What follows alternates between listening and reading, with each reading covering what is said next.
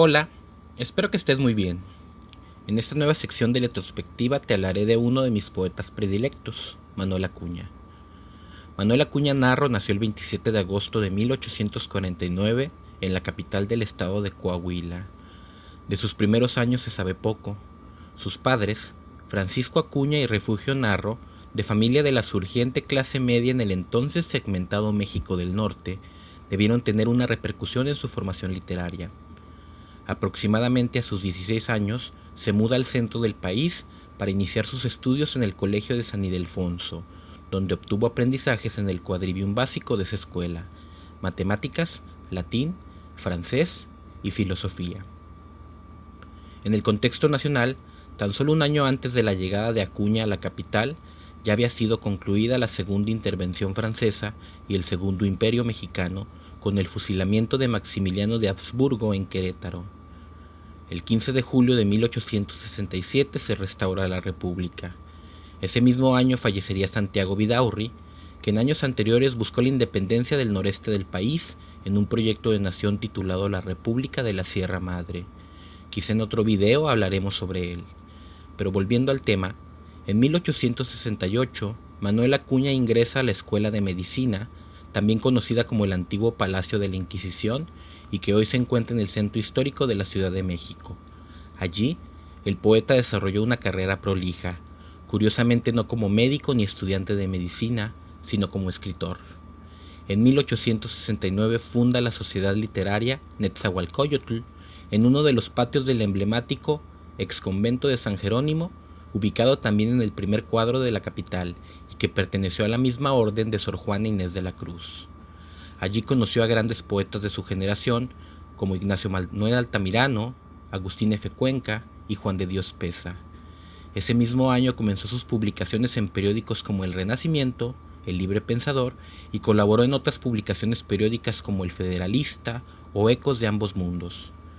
En los años 70 del siglo XIX, el terreno de la literatura global tenía a personajes como Benito Pérez Galdós publicando La Fontana de Oro, su primera novela. Manuel Acuña plasmaba del año 70 a un año de su muerte sus primeros escritos también en un periódico mexicano de tinte político titulado La Ibera. En el terreno nacional, en 1871, donde ya Manuel Acuña formaba parte del circuito cultural de la ciudad, moría la esposa de Benito Juárez, Margarita Maza. Las tensiones de la Reforma y el Estado laico crecían. El 8 de noviembre, un militar de nombre Porfirio Díaz proclamaba el Plan de la Noria, que desconocía la presidencia de Juárez, que un mes después asumiría por cuarta y última vez, muriendo al año siguiente. El 9 de mayo de 1872, un año antes del fallecimiento del poeta, se estrenó su obra de teatro, El Pasado, misma que fue elogiada por múltiples críticos de aquellos tiempos, razón que reflejó un triunfo para Acuña. Se cuenta que al final de cada acto, el autor había sido llamado a escena y, finalizada la obra, recibió una atronadora ovación. Una de las obras más emblemáticas y que fue considerada por muchos como el mejor poema de México en el siglo XIX es Ante un cadáver, poema de 32 estrofas, casi todas tercetos, con una temática lúgubre de muerte. Allí veríamos sus inclinaciones médicas y su destreza con el lenguaje. Pero el texto que lo catapultó a la fama fue El Nocturno, que en una leyenda romántica se afirma fue el último poema que escribió Acuña a su amor imposible, Rosario de la Peña.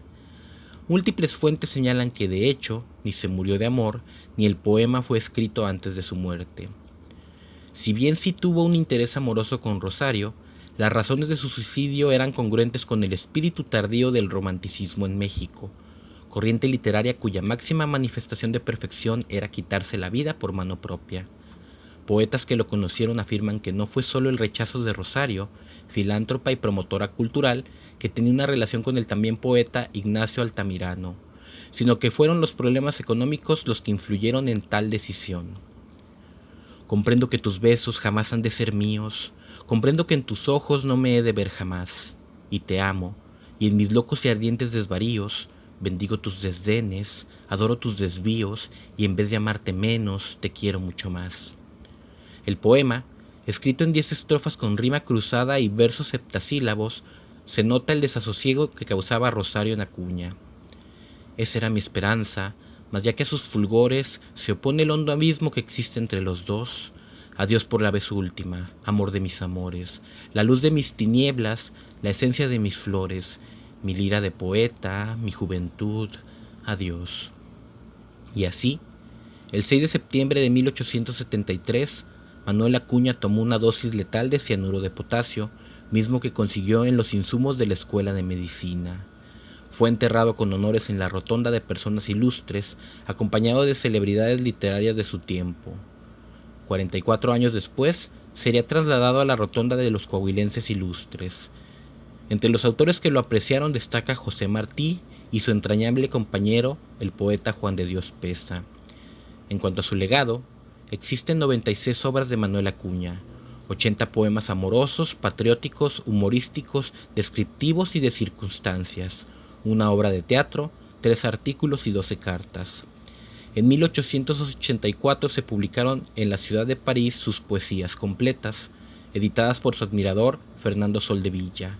De entonces a la fecha ha aparecido en numerosas publicaciones, reimpresiones y compilados, entre los que destacan las versiones de Florencio Barrera Fuentes, José Luis Martínez y la versión más completa publicada más de 100 años después de su muerte por el Instituto Coahuilense de la Cultura.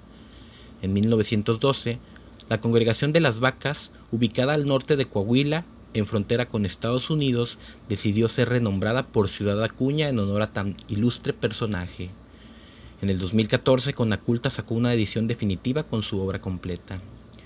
Como otro dato interesante, en 2012, la juarense María del Refugio Trejo Luna, quien tenía un negocio de abarrotes, viajó desde la frontera chihuahuense hasta la capital de Coahuila para restaurar con sus propios medios la tumba del poeta.